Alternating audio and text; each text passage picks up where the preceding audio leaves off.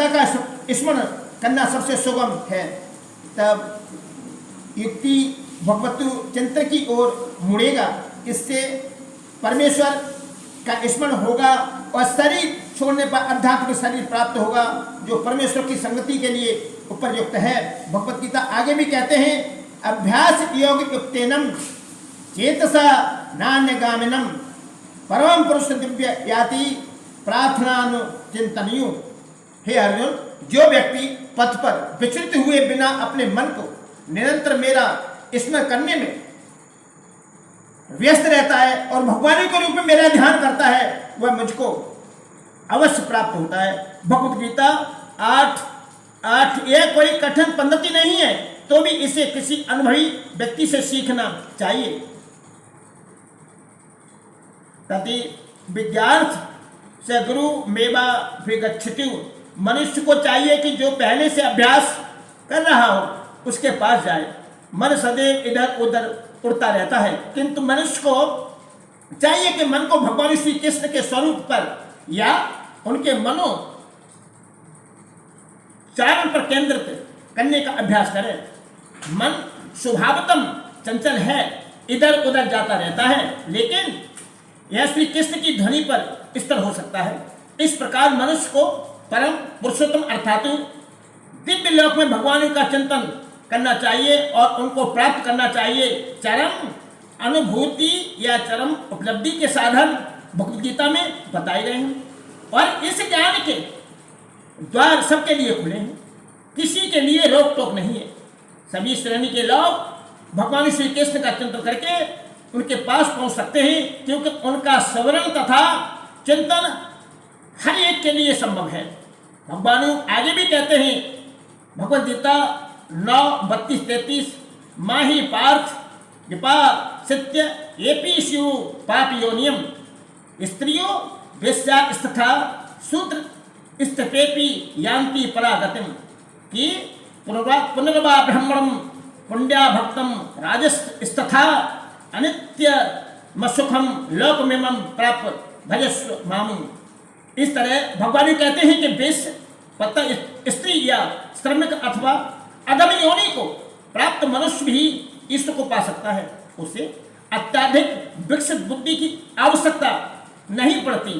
बात यह है कि जो कोई भक्ति योग के सिद्धांत को स्वीकार करता है और परमेश्वर को जीवन के आश्रय तत्व के रूप में सर्वोच्च लक्ष्य या कर्म लक्ष्य के रूप में स्वीकार करता है, वह आध्यात्मिक आकाश में भगवान तक पहुंच सकता है। यदि कोई भगवद गीता में बताए गए सिद्धांतों को ग्रहण करता है तो वह अपना जीवन पूर्ण बना सकता है और जीवन की सारी समस्याओं का स्थायी हल पाता है। यही भगवद गीता का सार सर्वस्व है। सारांश है कि भगवद गीता दिव्य साहित्य है जिसको ध्यान पूर्वक पढ़ना चाहिए। गीता शास्त्रमिदं पुण्यम पठेतम प्रेतम पुमानु। यदि कोई भगवद गीता के उपदेश का पालन करे तो वह जीवन के दुखों तथा चिंताओं से मुक्त हो सकता है। भय शौकाद वर्जितम, वह इस जीवन में सारे भय से मुक्त हो जाएगा और उसका अगला जीवन आध्यात्मिक होगा। गीता मात्म एक अन्य लाभ भी होता है। गीता ध्यान शीलस्यम प्राणायाम परिशिष्टम नैव सन्ति ही पापानि पूर्व जन्म कृतानि च। यदि कोई भगवद गीता को निष्ठा तथा गंभीरता के साथ पढ़ता है तो भगवान की कृपा से उसके सारे पूर्व दुष्कर्मों के फलों का उस पर कोई प्रभाव नहीं पड़ता। गीता महात्म्य 2 भगवान भगवद गीता के अंतिम अंश 18:66 में जो देकर कहते हैं कि सर्वधर्मा न परित्यज्य मामेकम शरणं व्रजम अहम तब सर्व पाप पेभ्यो मोक्ष इष्यामि मा शुचम। सब धर्मों को त्याग कर एकमात्र मेरी ही शरण में आओ, मैं तुम्हें समस्त पापों से मुक्त कर दूंगा, तुम डरो मत। इस प्रकार अपनी शरण में आए भक्त का पूरा उत्तरदायित्व भगवान अपने ऊपर ले लेते हैं और उसके समस्त पापों को क्षमा कर देते हैं। मलि मोचन पुष्पम जल स्नान दिने दिने सकृति तामृत स्नान संसार मरणासनम। मनुष्य जल में स्नान करके नित्य अपने को स्वच्छ कर सकता है, लेकिन यदि कोई भगवत गीता रूपी पवित्र गंगा जल में एक बार भी स्नान कर ले तो वह भव सागर की मलिनता से सदा सदा के लिए मुक्त हो जाता है। गीता महात्म्य 3। गीता सुगीता कर्तव्या यमन्य शास्त्र विस्तरे या सुमय पदनाभस्य मुख पदानी श्रता। चौक भगवत गीता भगवान के मुख से निकली है, अतएव किसी को अन्य वैदिक साहित्य पढ़ने की आवश्यकता नहीं रहती। उसे केवल भगवत गीता ही ध्यान पूर्वक तथा मनोयोग से स्मरण तथा पठन करना चाहिए। वर्तमान युग में लोग सांसारिक कार्यों में इतने व्यस्त हैं कि उसके लिए समस्त वैदिक साहित्य का अभ्यास कर पाना संभव नहीं रह गया है, परंतु इसकी आवश्यकता भी नहीं है। केवल एक पुस्तक भगवत गीता ही प्राप्त है, क्योंकि यह समस्त वैदिक ग्रंथों का सार है और इसका प्रवचन भगवान ने किया है गीता महात्म्य 4। जैसा कि कहा गया है, भरता अमृत सर्वस्वम विष्णु वक्ता दनीश्रतम गीता गंगोदकम पीतवा पुनर्जन्म विद्धते। जो गंगा जल पीता है उसे मुक्ति मिलती है, अतः उसके लिए क्या कहा जाए जो भगवत गीता का अमृत पान करता हो। भगवत गीता महाभारत का अमृत है और इसे भगवान श्री कृष्ण मूल विष्णु ने सुबह सुनाया है। गीता महात्म्य 5। भगवत गीता भगवान के मुख से निकली है और गंगा भगवान के चरण कमलों से निकली है।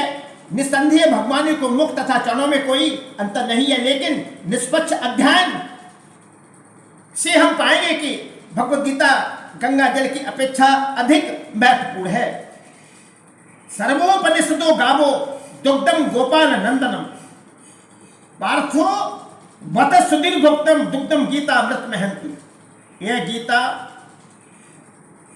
गीतोपनिषदु भगवत गीता जो समस्त उपनिषदों का सार है, गाय के तुल्य है और ग्वाल वाल के रूप में विख्यात भगवान श्री कृष्ण इस गाय को दूह रहे हैं। अर्जुन बछड़े के समान है और सारे विद्वानी तथा शुद्ध भक्त भगवत गीता के अमृत में दूध का पान करने वाले हैं। गीता महात्म्य 6।